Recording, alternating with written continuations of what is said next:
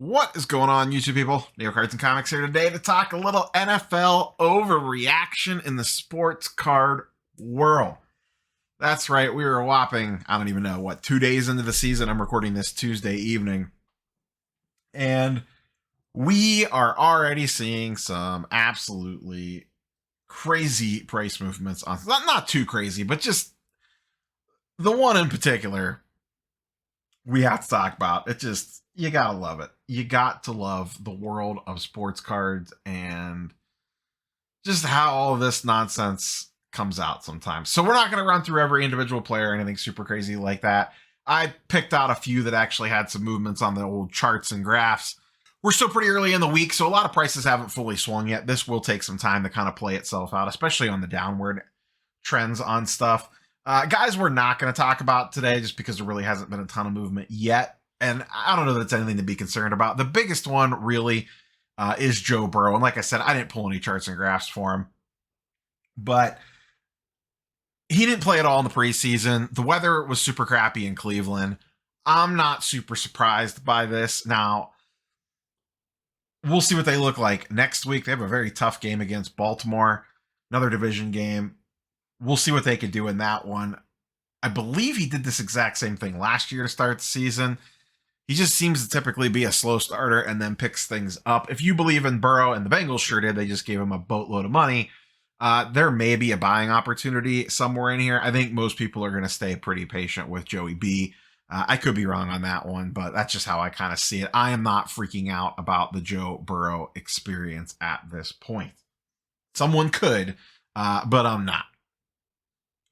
Justin Fields, who we do have up on the screen here, he just did not look great. From a fantasy perspective, he's probably going to have a pretty decent year, but to be fair, I don't know how much of it is Justin Fields and how much of it is the Bears play calling.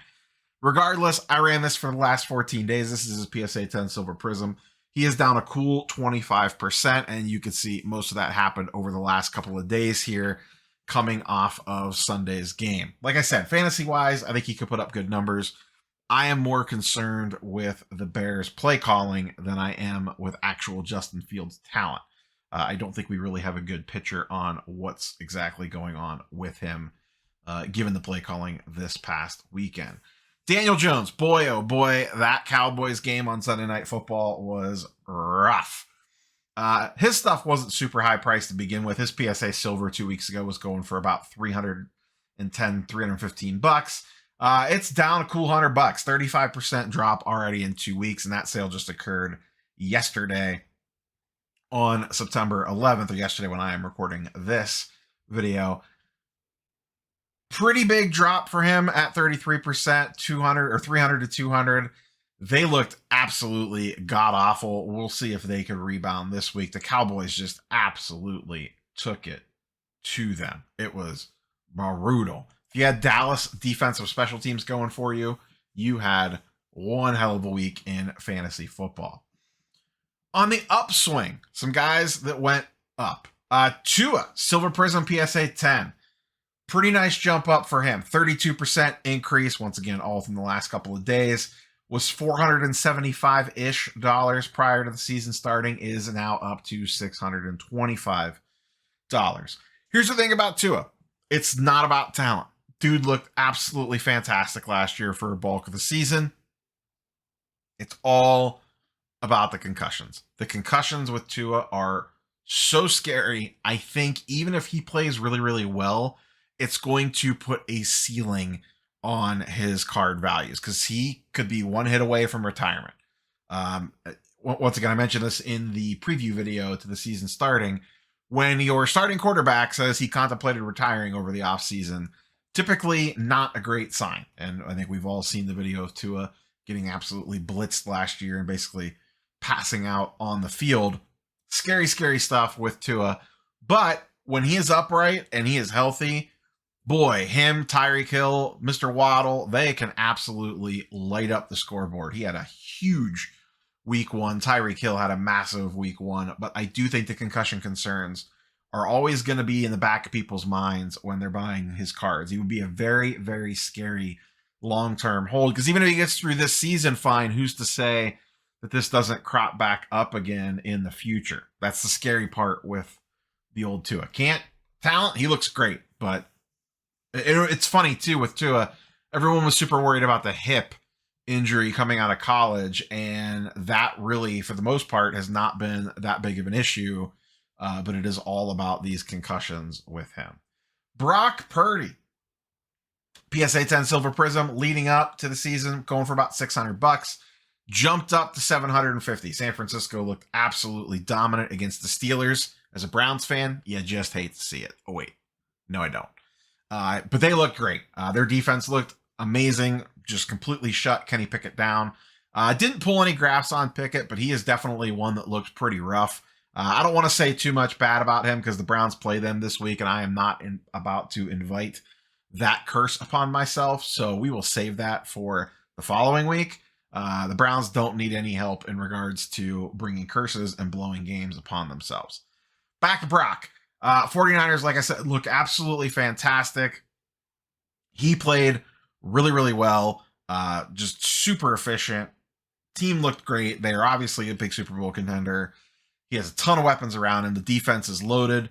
I don't know that he is ever going to light up the stat sheet. So far, so good. That just doesn't seem the 49ers style. And I don't know that they're going to need something like that with as much work as CMC is going to get and their defense of just absolutely dominating games.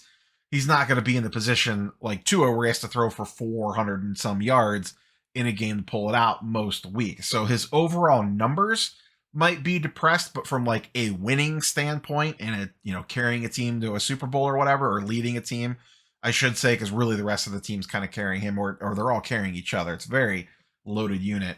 That's going to have to carry his card prices versus absolutely lighting up the scoreboard. Maybe that changes as the year goes on. Maybe Brock proves us all wrong, but he is a very, very solid quarterback and looks even better in that system. Jordan Love, this is his PSA 9 because the PSA 10 had not sold quite yet as of time of recording. PSA 9 Silver Prism, nice little bump up, 81% bump up. Packers looked really, really good. On the flip side, kind of buried the lead with the Aaron Rodgers news. Obviously, way too soon to see if or how this is going to affect his card prices. Super sucks for Jets fans, but Love on the flip side looked pretty good for Green Bay, and that was without Christian Watson. We'll see if he's back this week. Aaron Jones maybe tweaked the hamstring. We'll see what's going on with that. But overall, Love looked pretty good, and he was one that he got off-season pump early in the year, but he didn't get it as much as some of the other guys did, which is just kind of weird. Like Ritter, Howe, those guys were getting a lot more of the heat versus Jordan Love. Jordan Love got it when the trade first happened, and then everyone just kind of forgot about him and was like, eh. But like I said, he played well. We'll see what happens as the season moves on with him as well. But nice little bump up on his prices. His PSA 9 Silver was $70 a week ago and is now up to $130. Like I said, I mentioned the Aaron Rodgers stuff, and the absolute wildest thing of the week wasn't so much, I mean, it was the Aaron Rodgers injury, but from a card perspective, and this isn't even on the charts and graphs yet because it just happened last night, Zach Wilson prices. He didn't even look very good last night. I know they won, but it was definitely not because of him. He looked like a backup quarterback. His Silver Prism PSA 10 a week ago, not even a week ago, like days ago, this is September 7th, $95 is what it was going for. As of today, it is now up in the $300 to $400 range. Sales are all over the place on this card. Here's one that went for $250, one that went for $300. Those were both last night. This one went for $400 today, and then this one went for $225 today as well. So at minimum, his stuff all doubled. I was tweeting about this on Twitter during the game on Monday night. If you're not following me on Twitter, you can check out the information in the link or in the description of the video down below, Neo_cards_comics. And one of the viewers of the channel and followers on Twitter, X, whatever the heck it's called now, tweeted me a picture of his stack of Zach Wilson cards that he was listing on eBay basically as fast as possible, and offers were pouring in on them, and they all sold within like 20 minutes, I think it was, based off of Twitter replies. absolutely wild. He didn't even play that well, but just the hype of him, the FOMO of him getting caught up in that moment drove prices to double and almost triple in some cases. I personally don't think this one's going to end well, but we will see. I feel like we know what Zach Wilson is. Maybe he is a perfectly adequate quarterback. Maybe he could be a lesser version of Brock Purdy and let the defense carry the team. I don't think that's going to be the case, but we shall see. As of time of recording, there has not been much in the way of rumors in regards to will they chase another quarterback. They could. Maybe they go head out into the trade market, sign a free agent, and maybe it's not even Zach Wilson's job. I think I did see a quote from the coach today saying it's Zach Wilson's team, but what else do you expect the guy to say the day after your quarterback went down with a torn Achilles and is out for the season?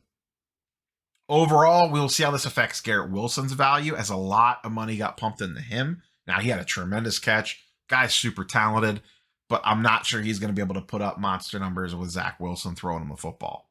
We'll see. That's all I got for you, boys and girls. Just a quick little week one price movement overreaction roundup for the week. We'll see how things settle in as we go throughout the week. I'll probably update a few of these. And we'll talk about some more of these on the weekly sports card market update on Sunday once we get about a week's worth of data. But I just kind of wanted to dive in and touch on these. And if you were buying Zach Wilson at triple what his price was for last week, what's your plan with that card? Are you just an excited Jets fan, or do you think there's a flip opportunity there? Because I feel like it is playing with fire. If you have Zach Wilson stuff, in my opinion, if you bought super cheap in the offseason and you're just a bag holder, this is your off ramp. I would be selling at least a portion of it as quickly as I possibly could. So that's all I got for you, boys and girls. Later tonight, I will make my debut as an official host on Off Center with Pump and Dump Steve and sponsorship Dustin. I'm sure we'll be talking about the Content Creator Fantasy Football League, the NFL in general, and who knows what else. That is all I have for you, boys and girls. We will catch you live tonight. That'll be simulcasted on all the channels, so click on mine over Dustin's and Steve's, obviously. But we will catch you, boys and girls, later. Peace.